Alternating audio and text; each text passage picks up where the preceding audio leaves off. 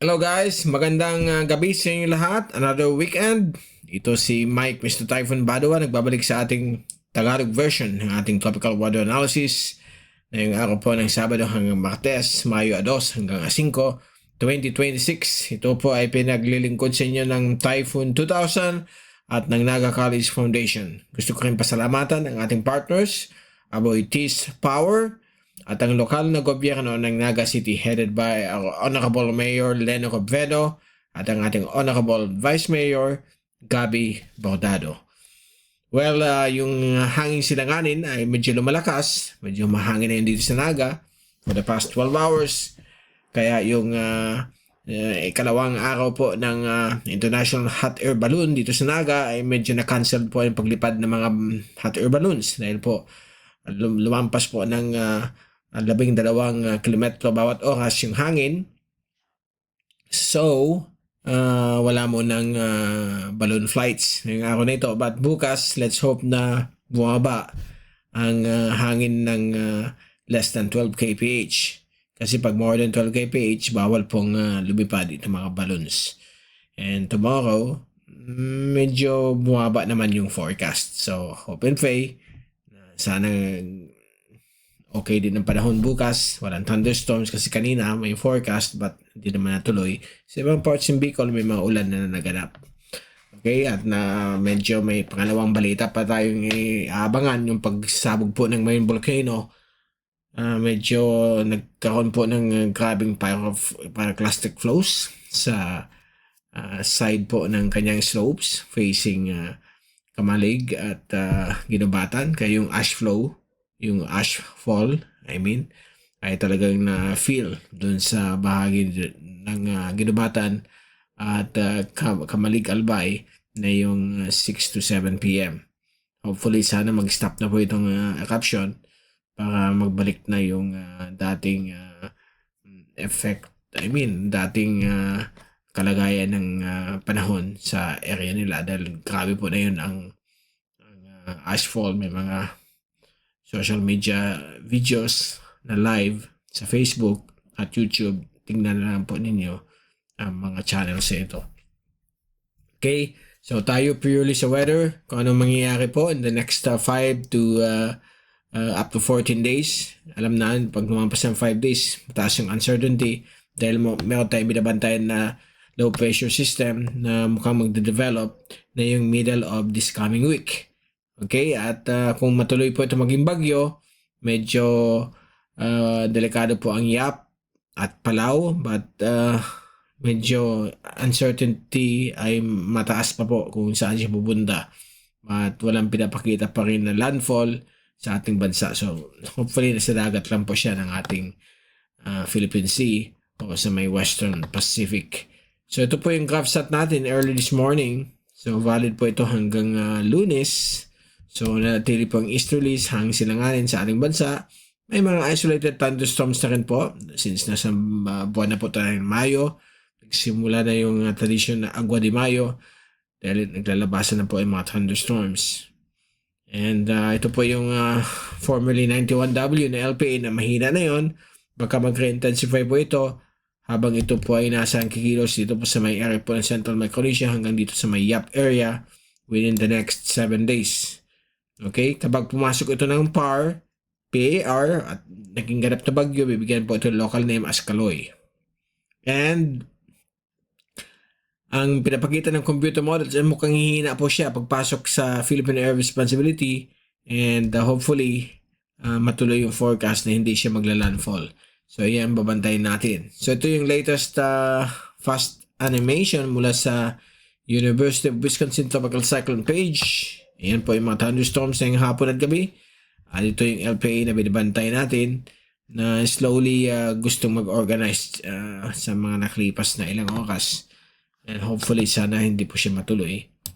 And sa zoom in satellite animation, so yan po yung mga thunderstorms dito po sa may Southern Bicol, parts of Visayas at Western Mindanao. Actually sa buong Mindanao may mga isolated thunderstorms na naganap. But na yung gabi ay nagsimula na po siyang malusaw. At sa ating pressure forecast mula sa ECMWF, nakita nyo dito Pagdating ng araw po ng Miyerkules, Mayo as size, dito na po mukhang mag-intensify itong si LPA. And meron pa isa ditong shallow LPA but mukhang hihina po siya.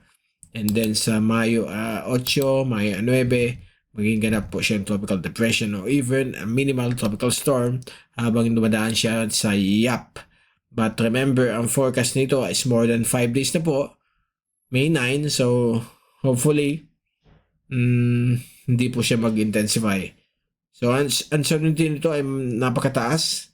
Kaya pag minumove natin sa Mayo 10, Mother's Day, Mayo 11 at Mayo 12, mukhang pahina po siya ng pahina habang papasok ng Area of Responsibility. Remember, dito po yung Philippine Area of Responsibility, itong line na ito. Okay, hanggang dyan po yan. Ganyan po yan. Estimate lang po ito, but yan po. Eksakto naman ito, 135. So mukhang papasok siya ng PAR bilang isang dissipating area of low pressure. So yan ang forecast kasi pagdating sa Mayo at 13 hanggang 15, kung yung forward natin itong advanced long range forecast, mukhang malulusaw po itong si low pressure system na nasa Western Pacific. So kung titingnan natin yung American model naman, pareho naman sila. Pagdating ng May 8 and 9, mukhang bagyo, tropical storm. At same din po siya na papasok ng PAR next weekend or next week. And it looks like dito rin po siya sa may east of Batanes o east of extreme northern Luzon na malulusaw. Kaya kung titingnan natin yung sama rin itong mga tracking nito, itong mga low pressure system na ito, na posible maging bagyo, ito po ang pinapakita. So ito yung European model, ganito po siya, and then malulusaw po siya dito sa area nito. Okay? So dyan. Samantala ang American model, ito po yung pinapakita, akit po siya dito, and then pag ganito siya.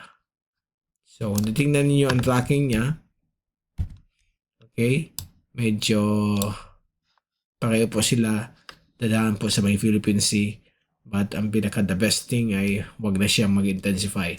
So we will keep you updated na pagdating po ng middle of next week o na yung darating pong Miyerkules, dahil po medyo tumataas na ang probability niyan kasi papasok na siya within 5 days. Pero itong forecast na ito, pagpasok ng PAR is more than 5 days. So hindi pa po natin sure kung matutuloy po itong weather system na ito. But be prepared, be aware na meron tayong papalapit na weather system. And now, ito yung ating ensemble mula sa easterlywave.com. Galing po ito sa European models. Nakita po ninyo na mostly ito po ang magiging possible tracking niya. Yan, yan po siya. So, gaganito siya. And then, question mark. Kasi hindi natin alam kung ano yung uncertainty. Pwedeng, hopefully, sana ang magiging tracking niya ay pag ganito. Mag-curve. Para wala na pong epekto po sa ating kapuluan. Okay? Wala na epekto sa anumang bahagi ng ating bansa. Samantala, ito naman po yung Google Earth. Samantala, ito naman po ang Google DeepMind. AI model po ito ng Google. At nakita nyo sa May 4, yan na po. May 5, 6, 7, 8. Mukhang magde-develop po siya dito kasi makita nyo yung cluster niya ay magka-tabi-tabi. Pag magka-tabi-tabi po yan, tumataas ang probability. But pagdating ng May 9, 10 ay medyo dispersed na naman po siya. Malawak ang mga circles nitong mga forecast, itong ensemble ng Google DeepMind. Mukhang big question mark ang long range forecast niya. Kaya kung nakita nyo ito, pagdating dito, hindi na alam kung saan siya pupunta. Okay? So, yan po siya. Forecast, pag more than 7 days o 6 days, which is May 10, onwards, ay paiba-iba na po. Meron ibang pinapakita, dadaan ng Bicol, iba paakyat. So, highly uncertain, hindi pa natin sigurado kung saan niya pupunta. So, we will wait and see. Sa rain forecast, ito po yung forecast ng ulan. At nakikita ninyo, bukas ng hapon, may mga thunderstorms na po sa Mindanao, parts of Visayas at Ilocos region, parts of Bicol. Monday, same pa rin sa Mindanao. Martes ay medyo bawas ang mga thunderstorms. Miyerkules, Huwebes, and sa Biyernes. Although sa Biyernes, mukhang malakas na naman po ang thunderstorms sa may bahagi po ng Mindanao at Southern Sulu Archipelago. Meron din mga thunderstorms sa may Negros Island region, Western Visayas, at parts ng Bicol, Central Visayas, dito rin sa may Ilocos region. Okay, so yan po ang pinaka-latest natin pagdating sa ulan. Pagdating sa alon, walang problema for the next 5 days hanggang Huwebes, manatili pong 1 to 1.5 meters light to moderate po ang mga alon dito sa East Philippine Sea. Samantala sa inland waters ng ating bansa, sa may Sulu Archipelago at mga karatig na mga karagatan ay nasa kalmado hanggang half a meter ang wave height. At ganoon din po sa may West Philippine Sea, kasama po ang area po ng Kalayaan Island Group. Okay? So yan muna po ang pinaka-latest nating update sa magiging lagay ng panahon sa sunod na linggo. Meron po tayong abangan na LPA. Baka maging 92W na po ito. Dati 91W siya, humina. So, i-classify or rename po yan ang JTWC as 92W. Ito si Mike, Mr. Typhoon Padua. We'll see you again in the coming days. Thank you so much for watching our channel. God bless po sa inyo lahat.